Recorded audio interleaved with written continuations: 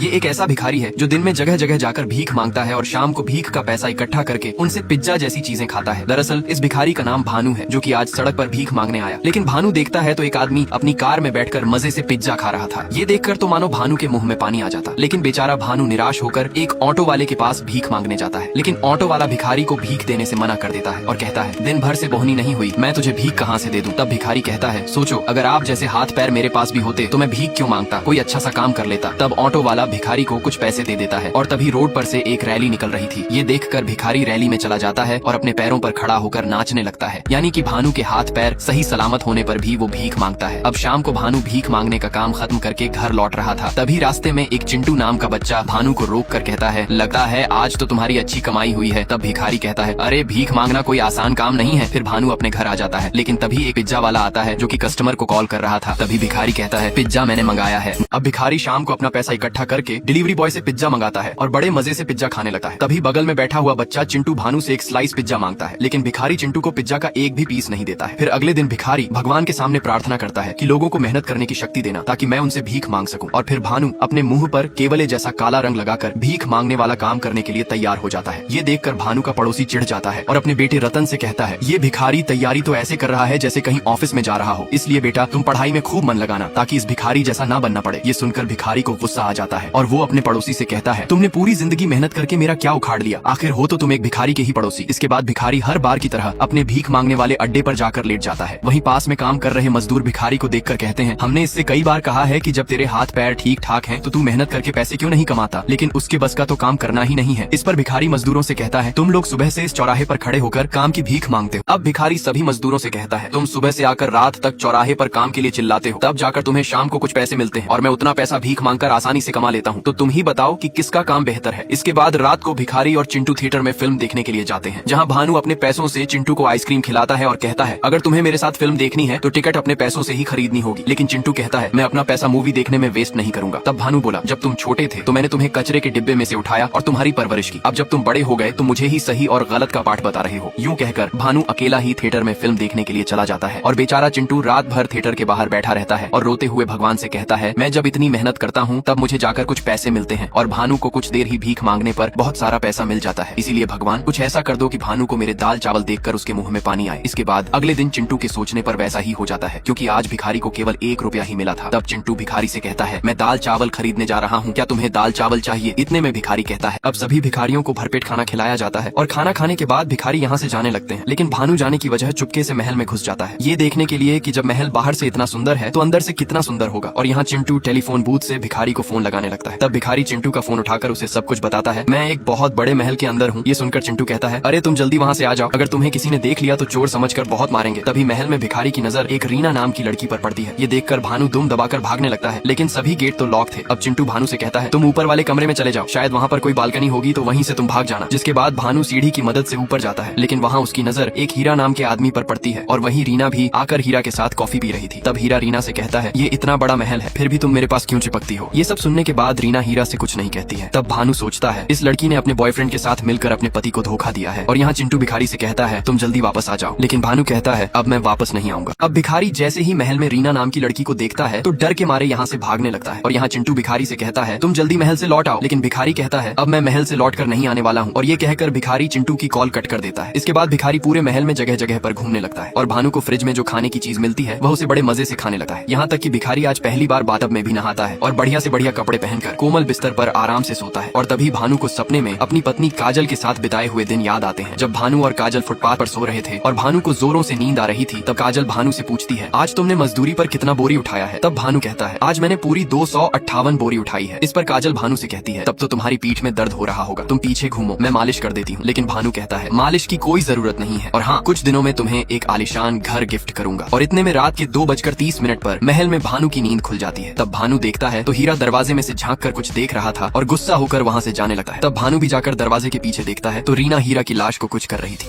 अब भिखारी जैसे ही दरवाजे से झांक कर देखता है तो कमरे में रीना अपने पति हरि की लाश को काट रही थी और तभी भानु को हरि का भूत दिखाई देता है, जिसे देखकर भानु डर जाता है और जोर से चिल्ला देता है। उसकी चीख सुनकर रीना भी यहाँ आ जाती है और भिखारी को देखकर तो रीना भी डर जाती है। तब भानु अपनी जान बचाने के लिए यहाँ से भागने लगता है। तभी भानु का पैर सीढ़ी पर से फिसलने के कारण वह नीचे गिर जाता है और बेहोश हो जाता है। जिसके बाद अगले दिन भानु को होश आता है तो वह रीना को एक मोटे आदमी के साथ देखता है जिसे रीना कुछ बता रही थी और वह आदमी भानु का फोन चेक करता है तो समझ जाता है कि उन भिखारियों में भानु भी यहाँ खाना खाने आया था। और तभी ये मोटा आदमी नोटिस करता है कि शायद भानु होश में आ गया है, लेकिन यहाँ भानु मरने की एक्टिंग करता है, जिससे मोटा आदमी एक कुल्हाड़ी लेकर भानु को मारने ही वाला था। इतने में भानु होश में आकर मोटे आदमी के सामने हाथ जोड़कर कहता है, मुझे मत मारो। तब मोटा आदमी कहता है, अगर हमने तुम्हें जिंदा छोड़ दिया और तुमने पुलिस वालों को हमारी सच्चाई बता दी तो हम फिर क्या करेंगे। लेकिन भानु कहता है, मैं आपके इस कारनामे के बारे में किसी को कुछ नहीं बताऊंगा, बस आप मुझे मत मारना। तब मोटा आदमी कहता है, ठीक है, मैं तुम्हें नहीं मारूंगा, लेकिन मैं जो कहूंगा तुम्हें वो करना होगा। इस पर रीना कहती है, ये भिखारी कुछ नहीं कर पाएगा। अब मोटा आदमी भिखारी को मारने ही वाला था। इतने में भानु होश में आकर कहता है, प्लीज मुझे छोड़ दो। तब मोटा आदमी कहता है, अगर हमने तुझे छोड़ दिया तो तू हमारे काम के बारे में पुलिस को बता देगा। लेकिन भानु कहता है, मैं आपके इस काम के बारे में किसी को कुछ नहीं बताऊंगा। इस पर मोटा आदमी बोला, अगर तुझे अपनी जान प्यारी है तो हमारा एक काम करना होगा। वो काम ये है कि तुम्हें किसी की नकल करनी होगी। और भानु भी मोटा आदमी का काम करने के लिए हाँ कर देता है। ये सुनकर रीना मोटा आदमी से कहती है, ये भिखारी हमारा काम कैसे कर पाएगा। तब मोटा रीना से कहता है, आजकल भिखारी नकल करने में बहुत एक्सपर्ट होते हैं और ये भिखारी हमारा काम अच्छे से कर देगा। और फिर ये लोग भिखारी को काम के बारे में समझाने लगते हैं कि ये इतना बड़ा महल एक राजा का हुआ करता था जिनकी कुछ दिनों पहले मौत हो चुकी है और उनकी एक बेटी मंदाकिनी और एक नाजायज औलाद है और राजा अपनी प्रॉपर्टी 2 हिस्सों में देने का प्लान बना रहे थे। और आज राजा की बेटी मंदाकिनी अपने बेटे वरुण के साथ यहाँ पर आने वाली है, तो तुम्हें उनके सामने राजा की नाजायज औलाद बनने की नकल करनी पड़ेगी। तब भिखारी कहता है, ये सब तो बाद की बात है, लेकिन तुम्हें तुम्हारे पीछे कोई आदमी नहीं दिख रहा। तब मोटा आदमी कहता है, अरे तुम तो अभी से ही बहुत बढ़िया एक्टिंग कर रहे हो। लेकिन भिखारी एक्टिंग नहीं कर रहा था।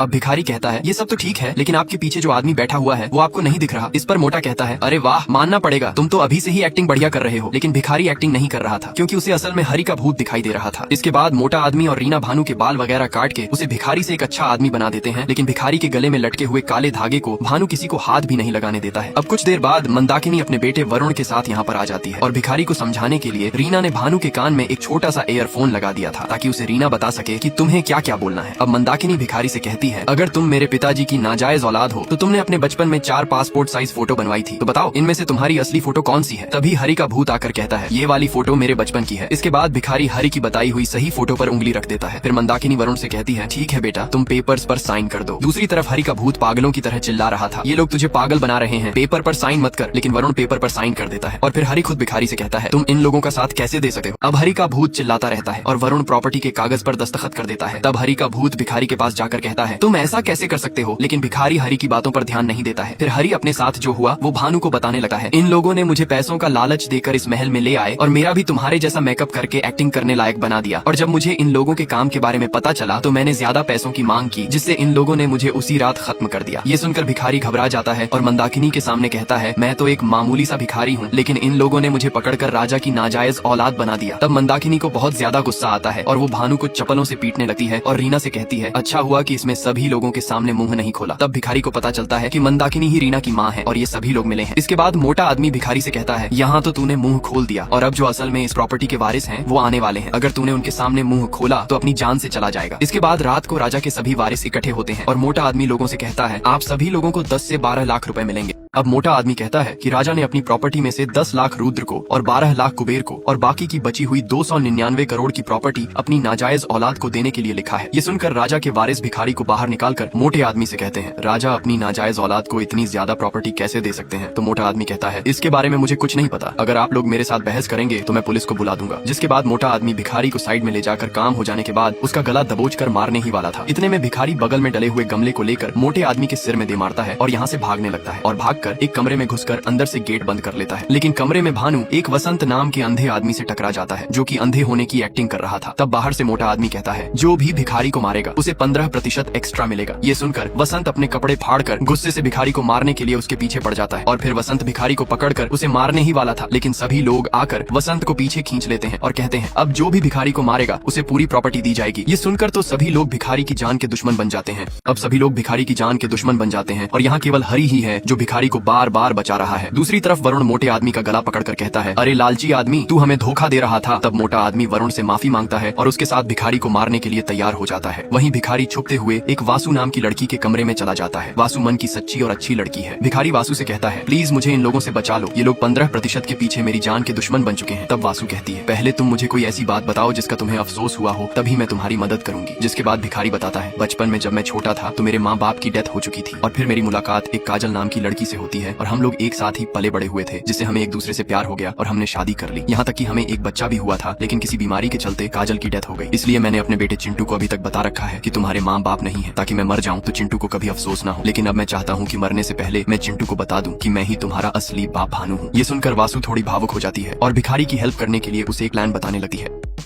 अब भिखारी की बातें सुनकर वासु को उस पर तरस आ जाता है और वासु भिखारी से कहती है, अगर तुम्हें यहाँ से भागना है तो एक ही रास्ता है, मैं यहाँ से सैंडर फेंक दूंगी ताकि सभी लोग आवाज सुनकर मेरे पास इकट्ठे हो जाएं और फिर मैं तुम्हें एक व्हील बॉक्स में डालकर अपने गैराज में ले जाऊंगी। वहाँ से तुम मेरे दादाजी की कार से भाग जाना। दूसरी तरफ कुबेर एक भाला लेकर पर्दे की तरफ फेंकता है। वही भाला मंदाकिनी और उसकी बेटी रीना को लगने वाला था, तो वो कुबेर से कहती है, तू पागल हो गया है क्या? तब कुबेर कहता है, मैं तुम्हें मारने नहीं आया हूँ, तुम पीछे मुड़कर पर्दे की तरफ देखो। मैंने नाजायज औलाद को मार दिया, लेकिन फिर जैसे ही पर्दे को हटाया जाता है तो सभी के होश उड़ जाते हैं और मंदाकिनी तो इतनी जोर से चिल्लाती है कि यहाँ वासु सैंडर फेंकती है तो उस पर किसी का भी ध्यान नहीं जाता है और फिर पता चलता है कि पर्दे के पीछे मंदाकिनी का बड़ा बेटा वरुण था, जिसे कि कुबेर ने भाला फेंकर खत्म कर दिया। तभी यहाँ पर इन लोगों का बड़ा भाई रुद्र आ जाता है, जो कि इन लोगों से कहता है शायद वरुण की मौत कुछ देर पहले हो चुकी थी, क्योंकि उसके सिर से बहुत खून बह रहा है। इतने में यहाँ पर वही मोटा आदमी आ जाता है और वो इन लोगों से कहता है, अरे वरुण को किसने मार दिया है? लगता है वो भिखारी बहुत खतरनाक है, हमें उससे बचकर रहना। अब मोटा आदमी दौड़ कर आता है और वरुण की लाश देखकर कहता है, अरे बाप रे, वरुण को किसने मार दिया? लगता है हमें उस भिखारी से बच के रहना चाहिए, वो बहुत खतरनाक होगा। इतने में कुबेर सभी लोगों के सामने वरुण की लाश में से भाला निकालने लगता है, लेकिन भाला बॉडी में ज्यादा अंदर होने की वजह से निकल नहीं रहा था। इसीलिए कुबेर मंदाकिनी के सामने वरुण की लाश पर अपना पैर रखकर भाला निकाल लेता है। ये देखकर मंदाकिनी का खून खौल जाता है और वो सभी के सामने कहती है, जो भी मेरे बेटे के कातिल को पकड़ेगा मैं उसे अपने हिस्से की प्रॉपर्टी दे दूंगी। दूसरी तरफ बासु इन लोगों को साइड करते हुए एक बड़े से बॉक्स में भिखारी को डालकर ले जा रही थी, जिसके बाद बासु बॉक्स ले जाकर जैसे ही खोलती है तो उसमें से भिखारी गायब हो चुका था। ये देखकर बासु एकदम से घबरा जाती है, क्योंकि किसी ने बॉक्स की अदला बदली कर दी थी और यह काम छोटू ने किया था, क्योंकि छोटू को भी पैसों का लालच था और छोटू भी भिखारी को मारना चाहता है। और यहाँ भिखारी जैसे ही बॉक्स से बाहर निकलता है तो उसका पैर नीचे मेट पर डले फेविकोल पर पड़ जाता है और भिखारी के दोनों पैर चिपक जाते हैं। और इसी का फायदा उठाकर छोटू एक लैंप से भिखारी को करंट लगाने लगता है, लेकिन तभी यहाँ पर छोटू की माँ आ जाती है और वो उसके हाथ से लैंप फेंकवा कर कहती है, तुम्हें अपने हाथ गंदे करने की कोई जरूरत नहीं है।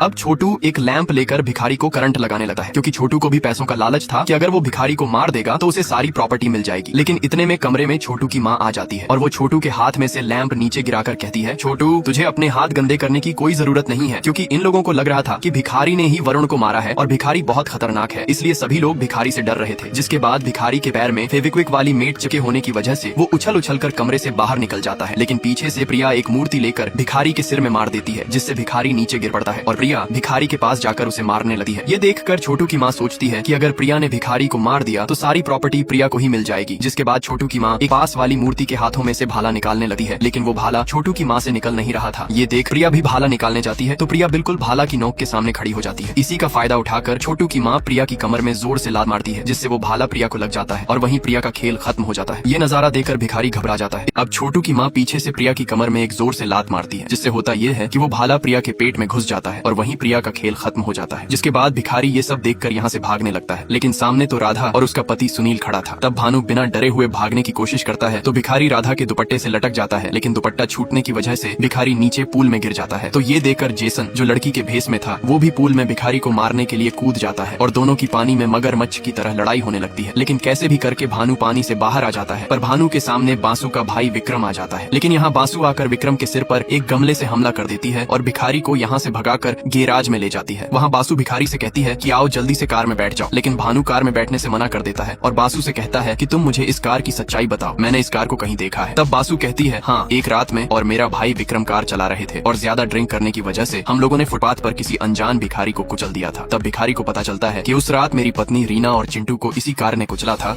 अब भिखारी बासु से कहता है, उस रात तुम लोगों ने ही मेरी पत्नी रीना और बेटे चिंटू के ऊपर कार चढ़ाई थी, लेकिन मैंने अपने बेटे चिंटू को तो बचा लिया था, लेकिन मेरी पत्नी रीना नहीं रही। भिखारी की ये बात सुनकर देखकर बांसु को बहुत दुख होता है। लेकिन इतने में गैराज में सभी लोग भिखारी को मारने के लिए आ जाते हैं और उसकी जान के दुश्मन बन जाते हैं। भिखारी उन लोगों से बचता रहता है, लेकिन आखिरी में सभी लोग भिखारी को मार देते हैं और चिल्लाने लगते हैं, मैंने भिखारी को मारा है तो मुझे ही सारी प्रॉपर्टी मिलेगी। तब इन लोगों के पास राजा के एक दोस्त आते हैं जो इन लोगों से कहते हैं, मैंने तुम्हारी सारी काली करतूतें देख ली हैं, क्योंकि मैंने इस महल में हिडन सीसीटीवी कैमरा लगाए हुए थे और मोटा आदमी तो तुम्हारे परिवार का हिस्सा नहीं है, तो इसे यहाँ से भगाओ। तब मोटा आदमी कहता है, देखिए अंकल जी, मुझसे मत उलझो, क्योंकि जब हम इतने लोगों को मार सकते हैं तो आपको मारना कौन सी बड़ी बात है। ये सुनकर अंकल जी एक पुराने जमाने की राइफल निकालकर मोटे आदमी का खेल खत्म कर देते हैं और फिर अंकल जी भिखारी को इस महल के डॉग कंट्रोल करने वाली बांसुरी दे देते हैं जो कि राजा की थी, जिससे भिखारी बांसुरी बजाकर डॉग से सभी राजा के बेटों को मरवा देता है और वापस चिंटू के पास चला जाता है। इसी के साथ ये मूवी यहीं खत्म हो जाती है। इस फोटो के लिए सब्सक्राइब करें।